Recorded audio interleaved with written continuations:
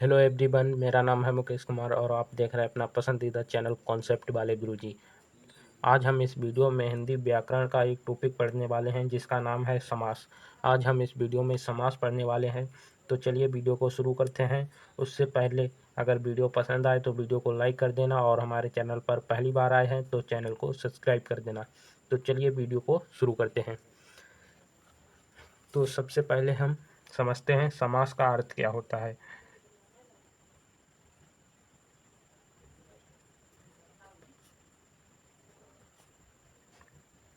तो समास का अर्थ क्या होता है? तो समास का अर्थ होता है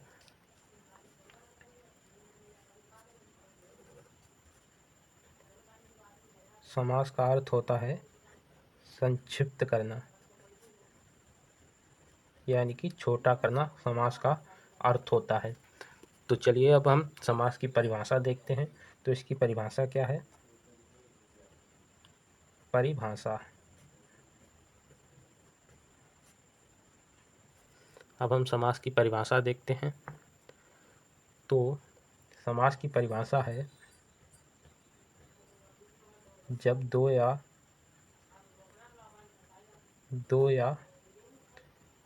दो से अधिक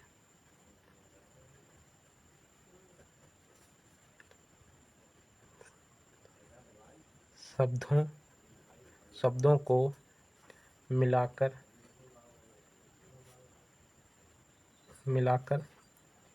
एक शब्द बना लिया जाता है।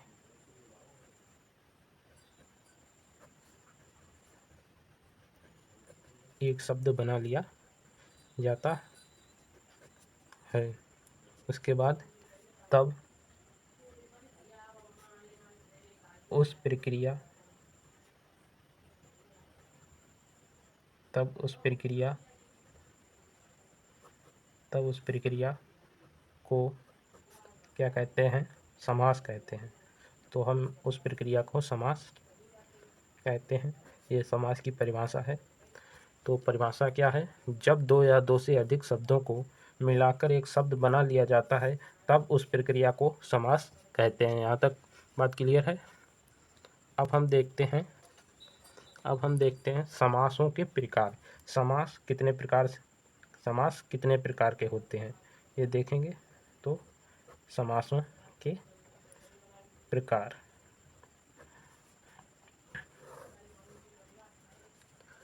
तो समास 6 प्रकार के होते हैं। समास 6 प्रकार के होते हैं। अब देखते हैं कौन कौन से प्रकार होते हैं समासों के। तो चलिए देखते हैं। तो हमारा पहला समास है द्वंद्व समास। द्वंद्व समास। उसके बाद हमारा दूसरा समास है तत्पुरुष समास।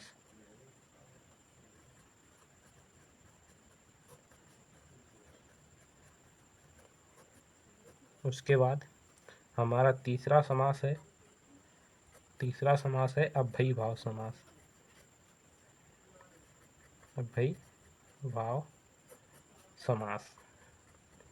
उसके बाद हमारा चौथा समास है कर्मधारय समास।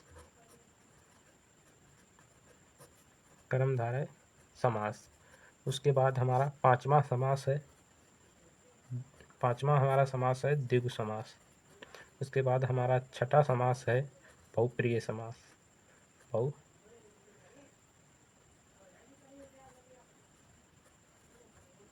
बहुप्रिय समास। तो हमारे पास टोटल ये 6 समास हैं, पर हमें क्लास 10th के लिए मात्र हमें सिर्फ 4 समास पढ़ने हैं। बस 4 समास से ही बोर्ड एग्जाम में क्वेश्चन आते हैं। तो चलिए देखते हैं कौन कौन से हमें 4 समास पढ़ने हैं। तो हमें पहला द्वंद्व समास पढ़ना है क्लास 10th के लिए। उसके बाद हमें दूसरा कर्मधारय समास पढ़ना है क्लास 10th के लिए। उसके बाद द्विगु समास पढ़ना है क्लास 10th के लिए। उसके बाद हमें बहुप्रिय समास पढ़ना है क्लास 10th के लिए। अब हम सबसे पहले देखते हैं द्वंद्व समास क्या होता है। तो चलिए देखते हैं द्वंद्व समास क्या होता है।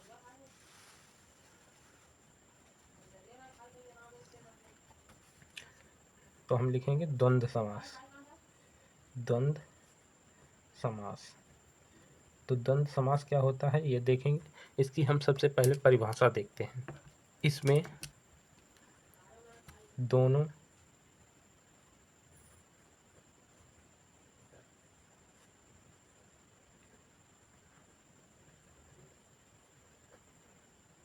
दोनों पद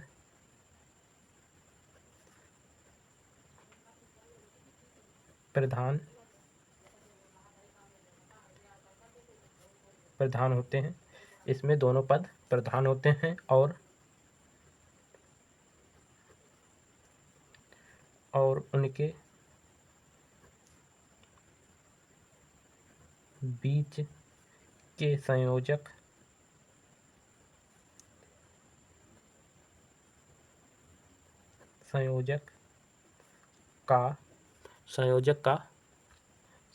का लोप होता है। क्या लोप होता है? यहाँ तक बात क्लियर है। यह द्वंद्व समास की परिभाषा हो गई। अब हम इसको उदाहरण देखते हैं। तो उदाहरण है, जैसे नंबर 1 है माता पिता। यह हमारा द्वंद्व समास का उदाहरण है। तो इसकी एक ट्रिक देखते हैं पहले। ट्रिक है, इस समास में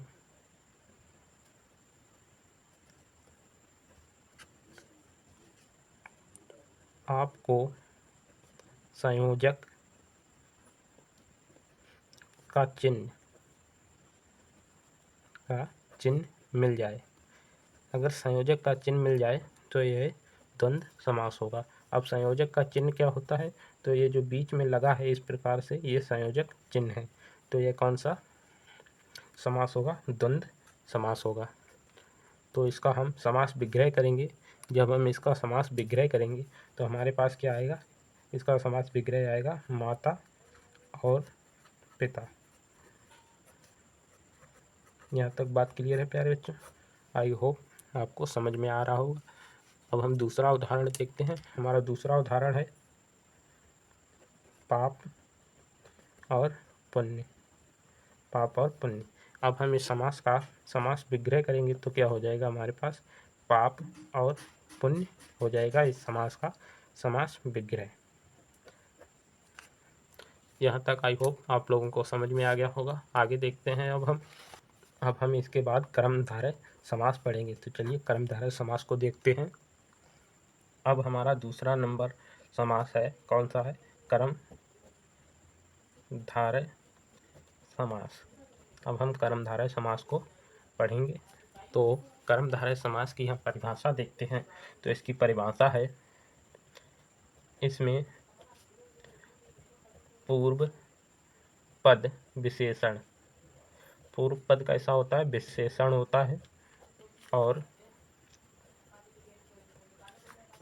उत्तर पद यानी कि बाद का पद, यानी कि बाद का शब्द पद विशेष से होता है। विशेष से रहता है या होता है। तो यह कर्मधारय समास की परिभाषा है। अब हम इसके उदाहरण देखते हैं। तो उदाहरण इसके उदाहरण है, नंबर 1 उदाहरण है जैसे काली मिर्च। इस समास में क्या होता है? इस समास में हमें किसी चीज़ की विशेषता पता चलती है। जैसे मिर्च कैसी है? काली है। अगर हम इस समास का समास विग्रह करेंगे तो हमारे पास क्या आएगा? काली है जो मिर्च। काली है जो मिर्च, इस समास का समास विग्रह होगा। अब हम दूसरा उदाहरण देखते हैं। तो हमारा दूसरा उदाहरण है चंद्रमुखी। अगर हम इस समास का समास विग्रह करेंगे तो हमारे पास क्या आएगा? चंद्र के समान मुख वाली। तो हमारे पास आएगा चंद्र के समान मुख वाली। तो इस समास का यह समास विग्रह होगा। अब हम इसके बाद अगला समास कौन सा देखेंगे? इसके बाद हमारा अगला समास होगा हमारा अगला समास होगा, कौन सा होगा? द्विगु समास होगा, द्विगु समास। इसके बाद हमारा द्विगु समास होगा। इस समास की हम परिभाषा देखते हैं तो इसका पूर्व पद यानी कि पहला पद संख्या कैसा? संख्यावाचक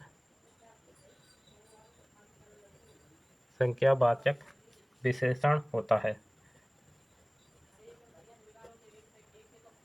विशेषण होता है। तो इसका पूर्व पद संख्यावाचक विशेषण होता है। इस समास में संख्या का पता चलता है। तो इसके हम उदाहरण देखते हैं। उदाहरण, तो इसके उदाहरण है जैसे कि नवरत्न। तो इसका ये उदाहरण है। अगर हम नवरत्न का समास विग्रह करते हैं तो हमारे पास आता है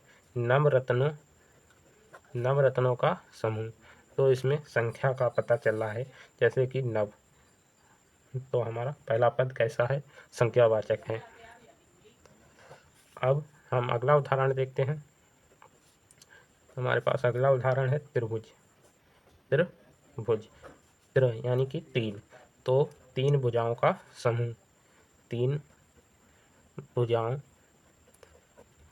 का समूह, तीन भुजाओं का समूह।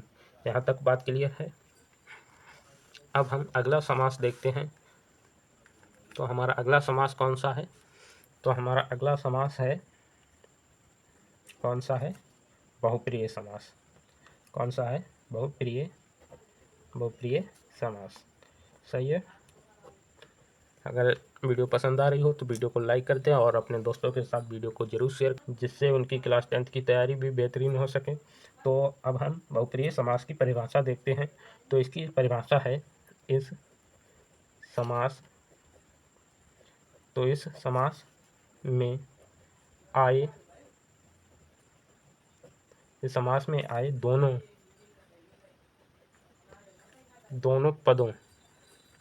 दोनों पदों को छोड़कर, यानी कि दोनों पदों को छोड़कर किसी तीसरे